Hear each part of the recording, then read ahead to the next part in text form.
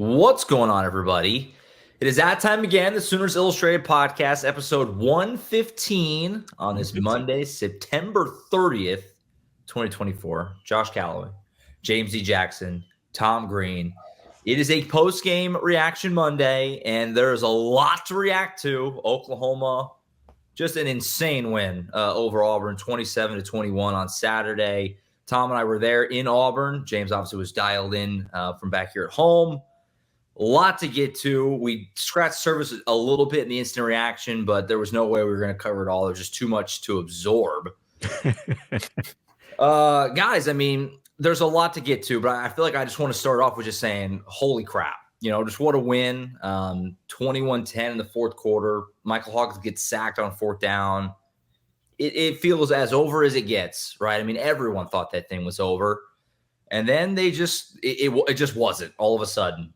They got the quick stop, J.J. Hester a long pass, and then from that moment, all momentum was with Oklahoma, and they really just completely dominated the last 12 minutes or whatever of this game.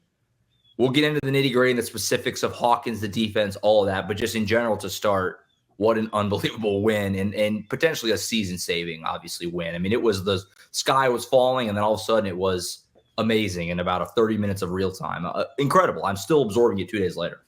Yeah, I'm still trying to wrap my head around how Oklahoma won this game. It's crazy. I know we mentioned on the post-game reaction that like after Jarquez Hunter, Auburn's running back, had that 22-yard run with like 10 minutes left, I think, 11 minutes left. Something like that. The win percentage, like the win probability for Auburn was north of 97%, which apparently was higher than Auburn's win probability before that 4th and 31 against Alabama last year, which is just baffling. How's that make any sense? Yeah, but man, look, Auburn had 26 first downs. Oklahoma only had 11. Peyton Thornton had probably his best game for Auburn. I think his downfield efficiency was ridiculous. It was like 7 of 8 for like 218 yards and a pair of touchdowns on passes 20 plus yards downfield.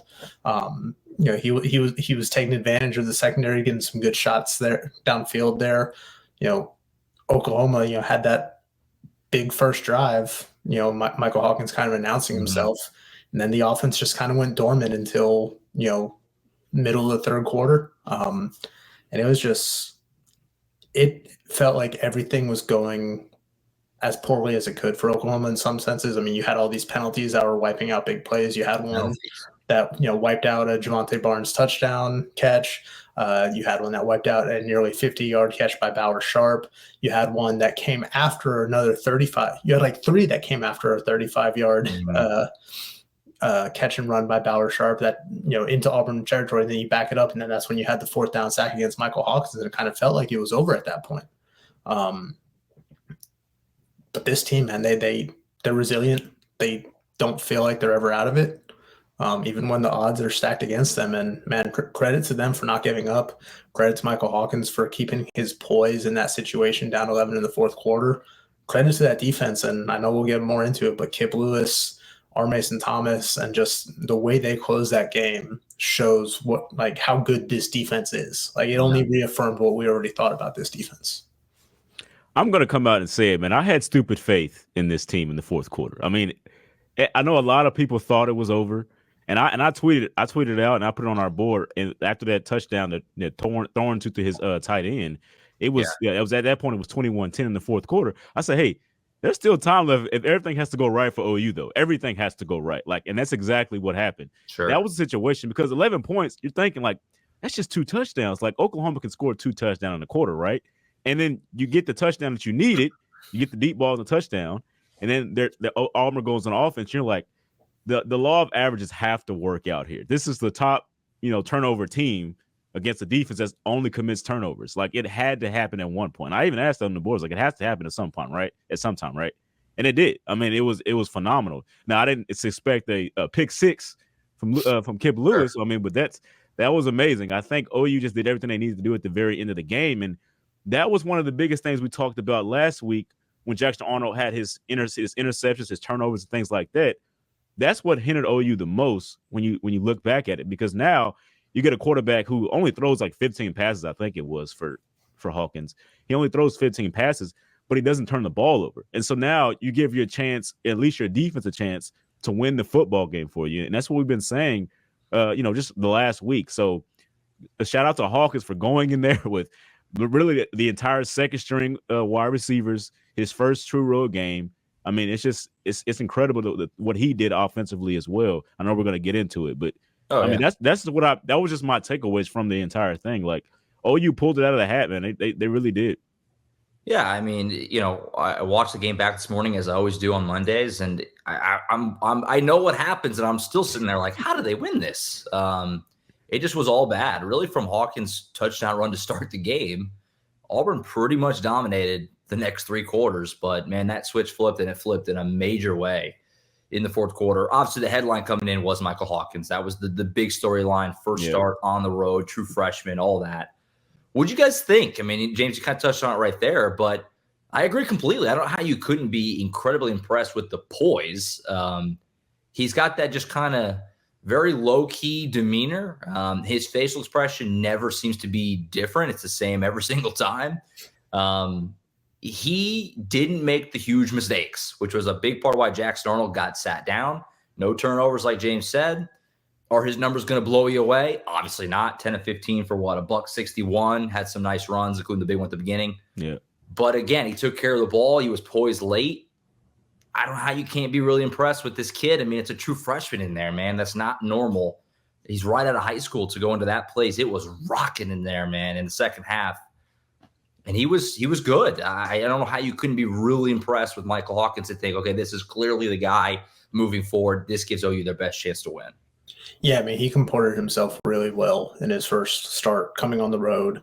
Like you say, he didn't make the big mistake. Now, he wasn't perfect. He made some mistakes. Yeah. He took a couple sacks. He, had a few plays where, he had a receiver downfield and just like didn't make the read or, was kind of, maybe nervous in the pocket a couple times.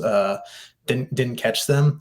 Because, there were a couple plays where J.J. Hester was running deep, wide open. There was one where Brendan Thompson was running deep. I think that's going to come with time as he settles in and gets comfortable because, we finally saw a explosive passing play. Felt like really the first completed downfield shot since that one to Jalil Farouk in week 1. I know they've had some other longer ones that have kind of been some catch and run, but this felt like the longest one that they've had since then. He's now responsible for the longest rushing play and the longest passing play for this offense this season. That 48-yard touchdown, the 60-yard pass to J.J. Hester that set up that Javonte Barnes touchdown run. I was impressed with him. Obviously, a lot to clean up, but I mean, I don't know if you guys saw it this morning, but on his touchdown run, according to Real Analytics, he hit 21.2 miles per hour, which was tied for the third fastest speed recorded among college football players in week 5. The 2 guys he was tied with, Caden Durham at LSU, the running back, and Jeremiah Smith, the star wide receiver at Ohio State. All 3 of them are freshmen. Crazy. Those 2 Auburn guys had the angle on him, and he just right between it was like, that's not normal. He's got breakaway speed. He's obviously willing to, lay it out all on the line there as we saw in the 2-point conversion, very reminiscent of, last week's touchdown run that got overturned there where, he flipped into the end zone. And it's like, you don't want to see your quarterback get hit like that, but you got to appreciate, his tenacity and just his willingness to, make the play and do it. And that had to be a cool moment for him, with his parents literally sitting in the front row of that part of the end zone too.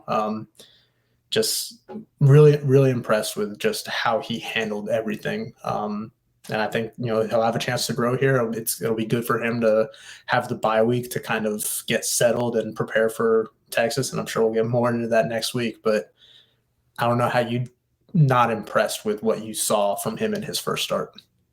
I mean, as you said, I mean, looking at what he did, you got to be excited about the future that this guy can bring to the Oklahoma Sooner squad, because we've been saying it, just what he's been thrown into, just the last 2 weeks, going in there at right before halftime against Tennessee, making his first start here on the road, and having the poise to do everything that he did. I mean, he looked like he was very calm the entire time. He went out there and he really, talked to the offensive linemen, got them set, did things like that, shouting the plays out. I mean, knows his job, but it's like the way you do those type of things shows a leader, the way he does it. And I think he just did a really good job of that. And, it showed on the field. I mean, having that poise to do that. And then, not turning the ball over, as I spoke about earlier. I mean, it's just so hard not to turn the ball over because you're still trying to adjust. Somebody like him that's just got there, you're trying to adjust to the speed of college football. And he's done it. He's done it so well already, not turning the ball over in his two, he didn't start the first game, but his 2 plays, things like that. So it's incredible what he's done. I mean, it's a really, really incredible.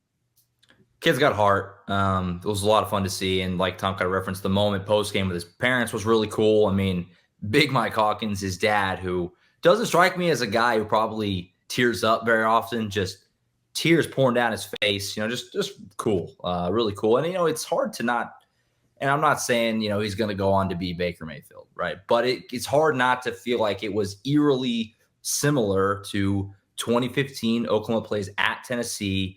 That game was 17-3 in the fourth quarter. Same kind of deal. 2 scores down on the road, place is rocking. Offense isn't really doing anything.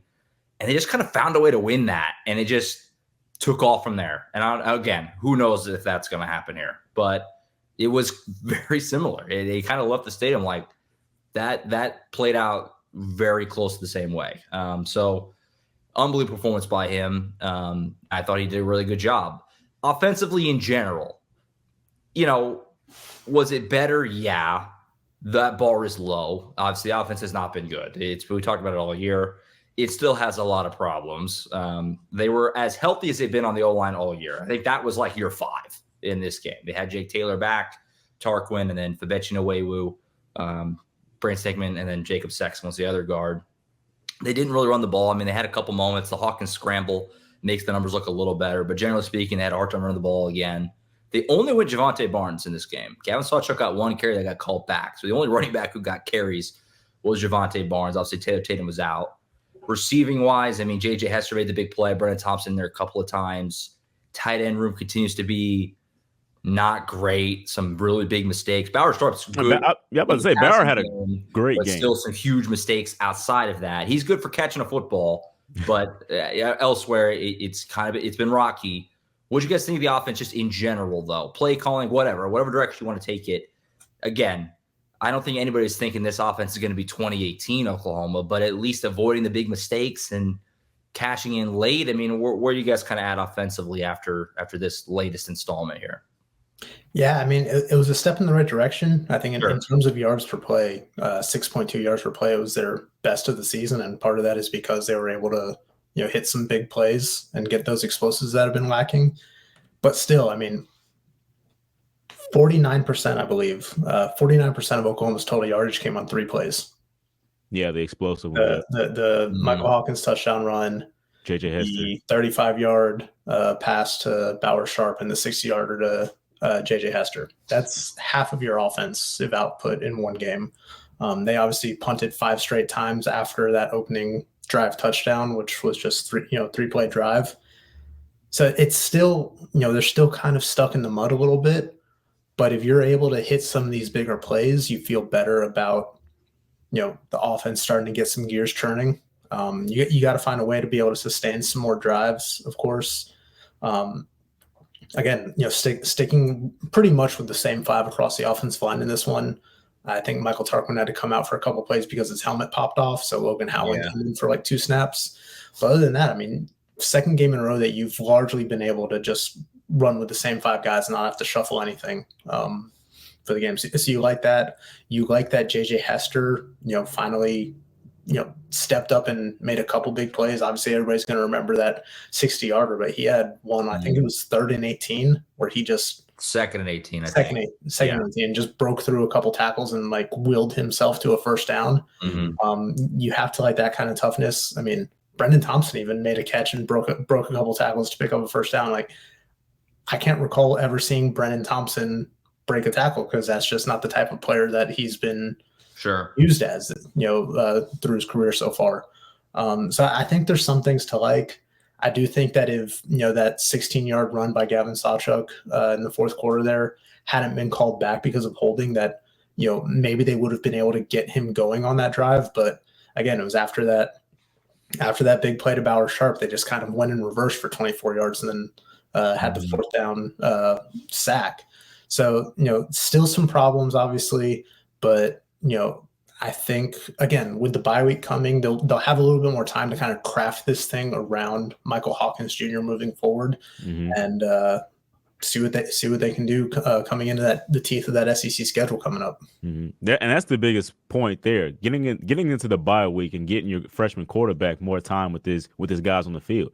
I mean, that's huge, because you also could potentially get some receivers back from those 5. I mean, you would think they would be back here pretty soon, given the amount of time they missed this season. But when I look at the game, I was really excited about seeing OU's offense slow down in terms of in between snaps. I thought they did a really good job of that and trying to get more of the play clock on their side of the field. So that was really interesting. To my point, they didn't really do that high tempo, fast offense that they've been known to do, which I think helps out when you're dealing with everything that they're dealing with offensively on the injury side and things like that, because you keep your defense, off the field a little bit longer. Give them some more rest time, because they have to go out there and deal with those. Auburn's receivers were amazing, by the way. Those guys are really good, that type of unit. So dealing with those guys and dealing with their running back that they had, it was good for them to have some more rest time to get there. So like you guys said, those explosive plays were obviously really big parts of the OU's offense and what the production that they were able to do. But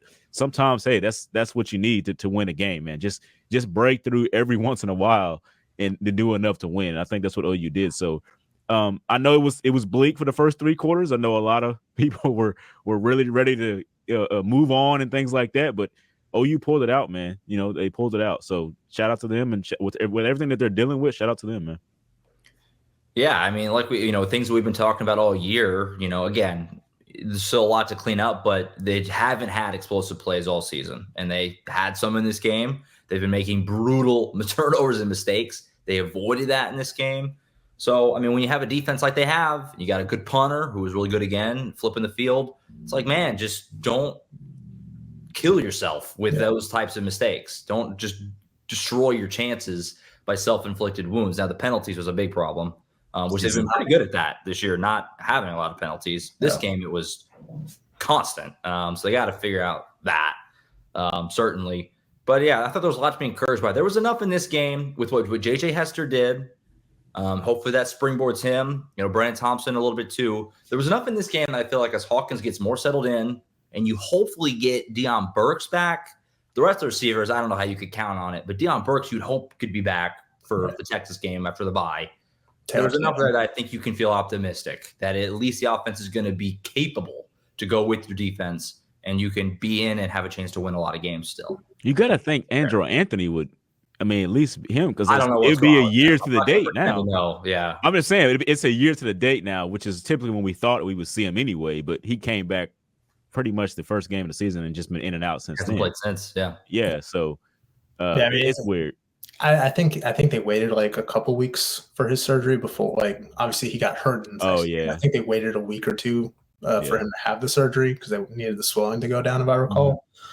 So he's still not quite at that year mark from the surgery, but yeah, at this point, I just don't know how you can count on him because, we saw him for 5 snaps in the opener and he just, hasn't been available since. I mean, last week he went from, available against Tennessee and not really playing to this week, just like ruled doubtful at the beginning and then out. Yeah. Wow. So I don't know the details of what's going on with him, but you kind of have to approach this like you don't know if you're going to have him back this year. But, getting Deion Burks back will be big. Getting Taylor Tatum back when he's cleared will be big. But Johnson more settled too. They didn't use him. We were kind of wondering, would they use him? Yeah. They did not. Situationally, this team still has to improve. They kind of floundered in that red zone opportunity there. Where they had to settle for a short field goal after getting down to the 2-yard line. They were 2 of 11 on third downs, which, again, not great. They only ran, I think, 54 plays for the game compared to Auburn, which ran 76. Yeah, well, Auburn did a really good job of, kind of controlling the game flow of this one and taking its, chances when it needed to. But again, I think that there are some things that you can kind of build off of going forward with Mike Hawkins as your quarterback. And I want to give a shout out too, because we've been talking about blocking, especially with the running backs. We said Javonte Barnes was probably the best blocker, which is why he's getting most of the run here. I think Gavin Sawchuk had, one of the most underrated plays getting that block on the 2-point conversion try, because he was out for a swing pass, and saw Hawkins was, was running it out, and he went and got that block to seal that edge. But, Hawkins had to jump over, but he still stopped the guy enough to Hawkins can make the play. So wanted to shout that out too. And who was the left tackle? I'm blanking on who it was this time. Tarquin. He had a pancake on Javonte Barnes' touchdown, like the 2-yard touchdown that he had. So that was demolished the guy. Yeah.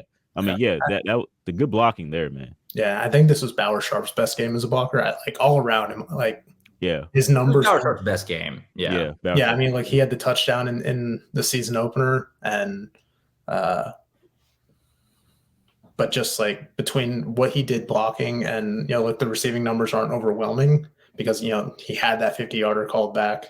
But he was a nice little safety valve there for Mike Hawkins in a few situations and made some plays. And again, improving as a blocker against a SEC quality defense, that's a good sign moving forward. Hopefully he starts settling in and, kind of sustains that. Mm-hmm. Yeah. The main thing, the penalties offensively and specifically in the tight end room, because Bauer Sharp had the one that wiped out the touchdown. Jake Roberts had a couple of brutal ones. K. McIntyre, the false start. It's like everybody in the tight end room kind of got involved. So got to clean that stuff up. That'll hurt you more and more. They overcame it, but you got to clean that stuff up. Defensively, kind of a weird game because it was, not great overall. Good, not great, I think is fair. But obviously when the chips were down, they were excellent in the fourth quarter. The Kip Lewis pick six, the Kip six, which is an elite nickname. Whoever came up with that, shout out. They were amazing at the end of the game to shut it down. Armason Thomas took over once again. That's just his thing, I guess. At the end of the game, he's going to just take over. I thought Billy Bowman was excellent in this game. Kip Lewis, obviously, beyond the pick six, was just kind of in on everything. Didn't have a ton of tackles, I don't think. Five. I feel like he was just in it all the time. Yeah. SEC Defensive Player of the Week. SEC Defensive Player of the Week. Obviously, the play of the season by far with that pick six.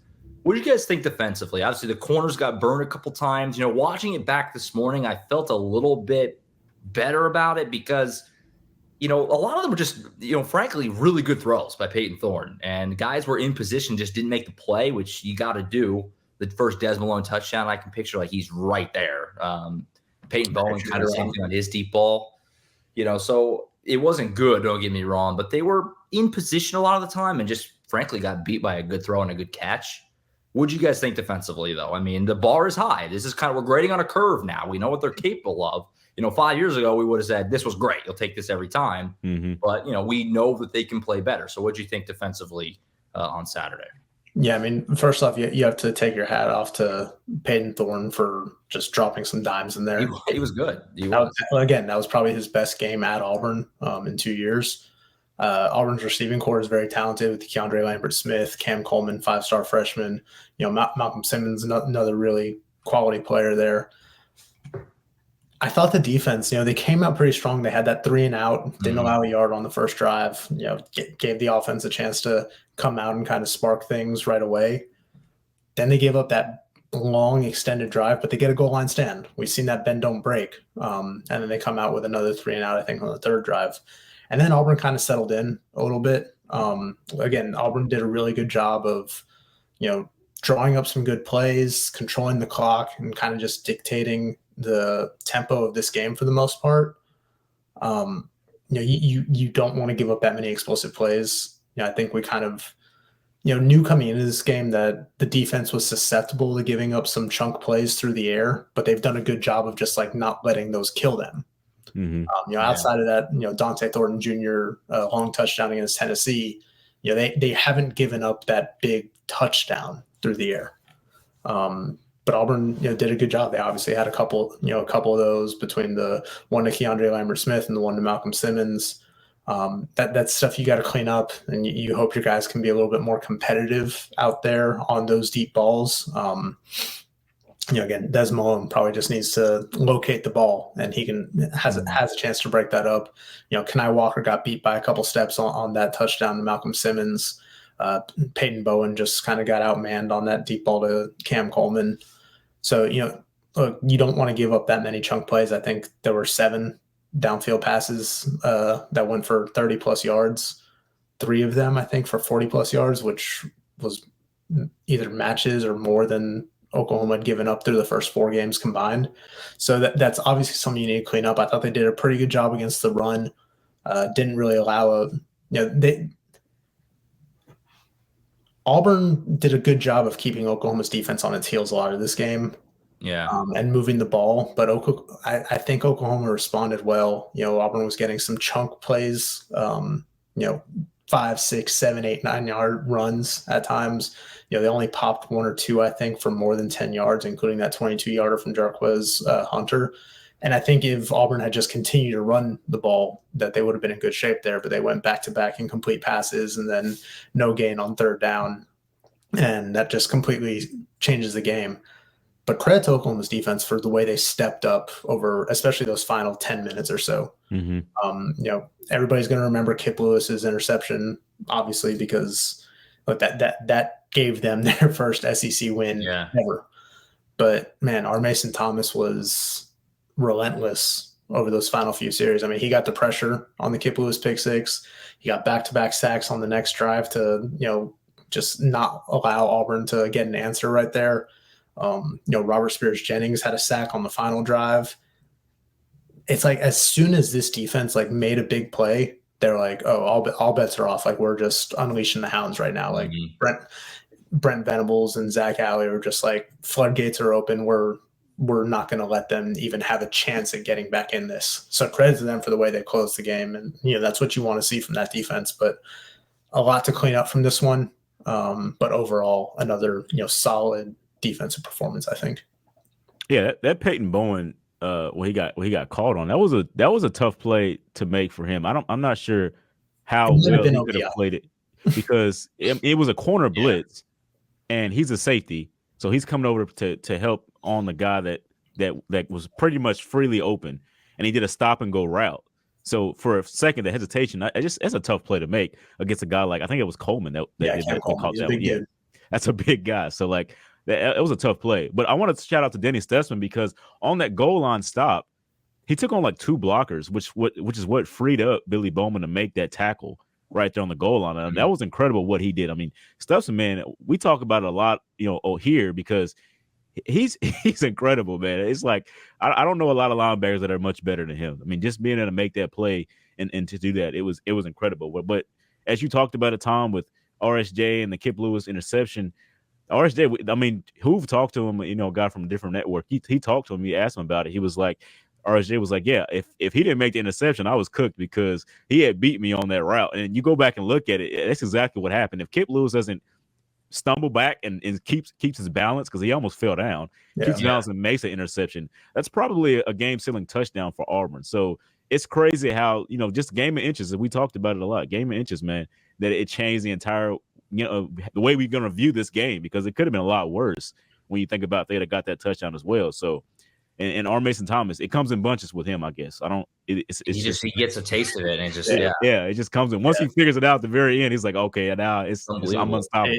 It's like a shark when you throw some chum in the water, just starts circling, smell some blood. It's so fun to watch. That pick 6, real quick, Oklahoma I think they did a really good job of confusing Peyton Thorne on that one. Yeah, I agree. The way they kind of designed and disguised that, zone blitz, Danny and Kip, came up and kind of faked the pressure on the blitz, which opened up a gap for I think it allowed R. Mason Thomas to come off the edge.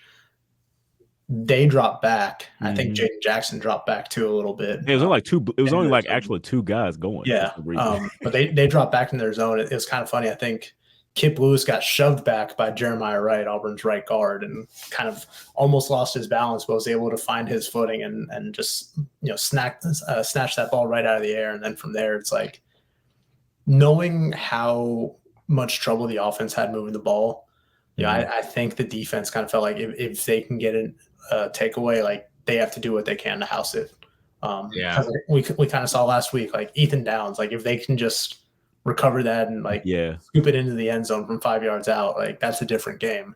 So I mean, just really impressed with how the defense closed this one out. And the good thing on that for OU is the way the play call worked out for Auburn is their fastest guys were either down the field or on the other side of the field. Like Keith Coleman is the one that almost caught, Kip Lewis from the other side of the field. I mean, once again, saying his name, he's fast. He almost caught him from the other side. So it was incredible what they did there. No, it's just really good defense. Like you said, I mean, they had 6 guys on the line, and so Peyton Thorne thinks he's got to get rid of it quick. And the way Kip just kind of faded back, you could kind of – I had like the perfect angle of it because I was on the opposite end zone, but kind of on the other side of the goalpost. And so you could kind of see it through my camera shot, like Kip. And it's like, yeah, you could – it was like slow motion. It was he doesn't see him. He's right there. He doesn't see him and kind of bobbles it and then took it home. Just an unbelievable play. And, yeah, defensively, like I said, not as good as it's been. Brent Venables talked about that post game that what did he joke about? He was saying like I didn't recognize my guys for some of the mistakes they were making, but they were good. Auburn's offensive line is good. They did at the end of the day, 21 points, got the stops that they needed to. Pretty good stuff. Elsewhere, as far as some other things, I mean Zach Schmidt, what a story for him. Zach. Yeah, Zach. Really cool. I mean, he's had a tough go of it. Starting kicker for 2 years, lost his job. Tyler Kellner has an appendicitis during the week, so he's out. They have to go to Zach Schmidt, and you kind of felt like going in, like they're probably going to need him. I mean, it's going to be a lower scoring game, you would think. Makes 2 big field goals. I mean, the second one, especially to push it to 6, was huge. Talk about it with Tom, the interior action. That was a big difference in the game. Auburn's kicking game was awful. They missed 2 field goals. And OU made kind of. What was the final score? 6. So, I mean, pretty huge. So good for Zach Schmidt. I mentioned Luke Elzinga earlier. He is a weapon. He flipped the field, it felt like, every single time. So special teams was good. I mean, the kicking game was a huge X factor. And then OU won that area of the game, and that was a big key. And Zach Schmidt, shout out for him. That's pretty cool. Yeah. I mean, Oklahoma did not, obviously you want to punch in that touchdown when you're down near the goal line, but to get points out of that, Auburn left points on the board in this game. They went Wildcat down there at the goal line, and Oklahoma got that stop on the second drive of the game. Then at the end of half, Auburn has basically a fire drill field goal, misses it. Oklahoma has an illegal substitution. They get another chance 5 yards closer, misses it again. So instead of it being, potentially 17-7 going into the break, or even 24-7 going into the break, Auburn's just, can't build on its lead and just, I think, in some senses, coaching decisions cost Auburn a chance at that win. But Oklahoma just, they made the most of their opportunities, and, we knew points were going to be at a premium this one, and they just were like, okay, we're going to get this field goal here down at the goal line, even though we didn't, punch it in. We're going to, get this field goal here to ice it instead of trying to go for it and seal it with a, because I think it was like 4th and 1, right? Because they came out and they had Zach Schmidt and it was 4th and 7. Oh, 4th and 7. What made it weird, because it was like, would they go for it if they got the penalty? Because it wouldn't have been a first down. Mm-hmm. That formation was hilarious, though. Yeah, with Zach Schmidt under center and Josh Plaster behind him, or vice versa. I forgot what it was. Vice versa, I think. Yeah, Plaster was your QB for that. Yeah. But I mean, again, they took the points when they could, and obviously that one pushed it to 6. And made Auburn have to get a touchdown if they were going to win that, and Oklahoma's defense just got the stops it needed. Mm-hmm.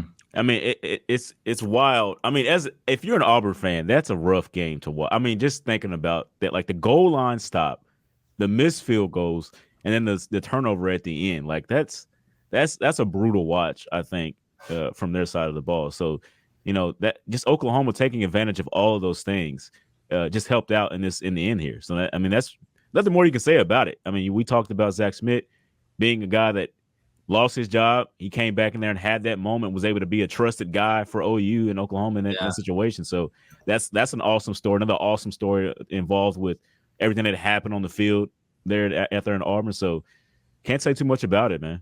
Can't say too much about it. Shout out to, I think it was Mason Young over at Tulsa World that started calling Luke Elzinga. I mean, he's just been masterful. He had a 56-yarder and a 57-yarder open this game. Then had one that kind of looked like it went off the side of his foot and only went for like 38 maybe. It had a backspin, bounced at like the 13, which is like what you want, but it. Yeah, but again, I mean, his net punting in this one was 46.4 yards. he was able to flip the field, and look, he has been a great weapon for them, which is what you need when your offense isn't where it needs to be. So again, like you said, special teams, big difference in this one. He's got to be made available again. I said it last week. We got to get a chance to talk to him once more. He's becoming a big piece of this thing.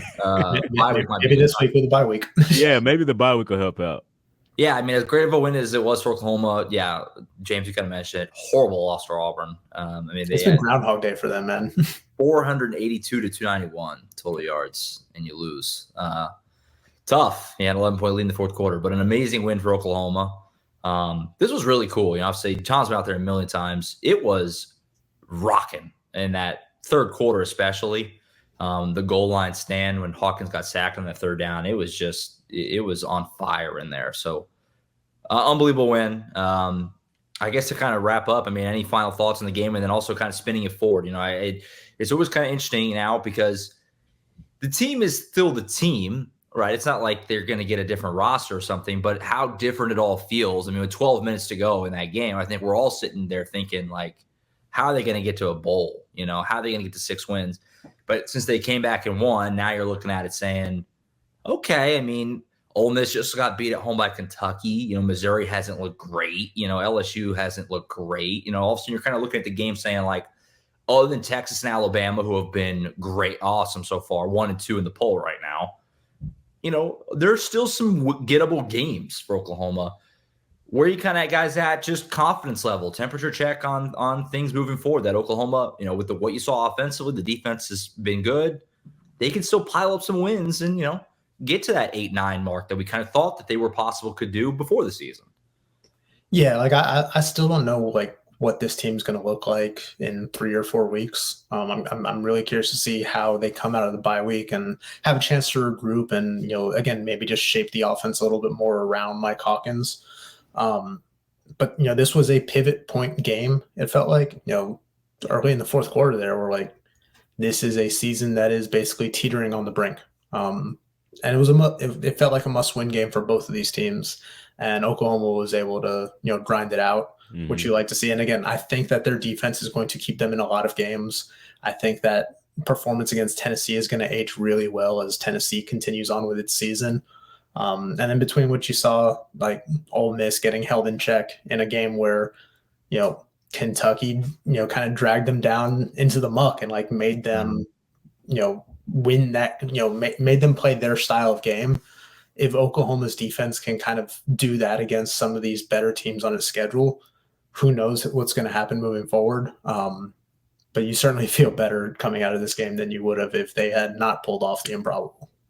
Yeah, I mean, that's the biggest thing. I don't know what to make of it until I see the entire team and it's, everybody there. It's like when we get to 7 or 8 weeks into the season. And I said it before, I think OU's going to have the advantage there because they're actually going to have everybody back, you would assume, because they had all the injury at the beginning of the season. And most teams are going to be, starting to grind down and feel that later on. So maybe that'll shift, things into OU's favor here later on in the season. So we'll see what happens. Texas is a gimme game, man. You never know. Even though Texas is #1, you never know, man. That game does not matter about who's ranked where. It's just it's a crazy situation. So we'll see what happens there because they can win that game. It looks a lot better, season outlook. So we'll see what happens. Texas #2 now. Oh, that's true. Yeah, that's true. Yeah, #2. But don't worry. Alabama is also on the schedule, so they get #1 later. Yeah. And how good is Ryan Williams? And that guy's incredible. Like Ryan Williams, like to have that type of body control, I wouldn't want to see him on a flag football field. I'll say that. I mean, I got to the press box, at Jordan Hare after the game, and it was 28-0 Alabama. It was just one of those, whoa, you see the score, and then we're listening to it on the radio on the drive back to Montgomery, and Georgia just kept scoring. That was an insane game too. SEC provided a lot of crazy games on Saturday. Awesome trip. Hand up. I'm so tired. I'm so glad it's the bye week. And Tom flew out there, which was the plan. And I hopped in the car with Sooner Scoop guys. We drove to Auburn, Alabama. So I'm feeling it a bit today, but it's the bye week. So looking forward to that. Schedule for the week. We're going to have interviews on Wednesday this week. Players and possibly Brent Venables was how it was phrased. So I would assume he'll talk, but maybe not. But at the very least, we're going to talk to some players on Wednesday. So keep an eye out for that. And we'll get Brent on the SEC call earlier. We do the teleconference. And so we'll have that later this week. And then we'll have the podcast, of course, on Thursday as well. And then we'll have a couple of days to kind of catch our breath. No game preview, obviously, or post game. And we'll get back ready for one of the best weeks of the year, Texas week, next week. And excited to get down to the Cotton Bowl. And who knows what this year's game's got for us next week. But we'll talk about that next week and preview that more then. That's it for now, I think. Crazy game. Oklahoma wins. They're 4-1. Feeling like they still got a shot at some things here. We'll see where they go from here. That's it for now. For Tom Green, James E. Jackson, I'm Josh Callaway signing off. We'll see you back here Thursday for the next edition of the Sooners Illustrated podcast. See you.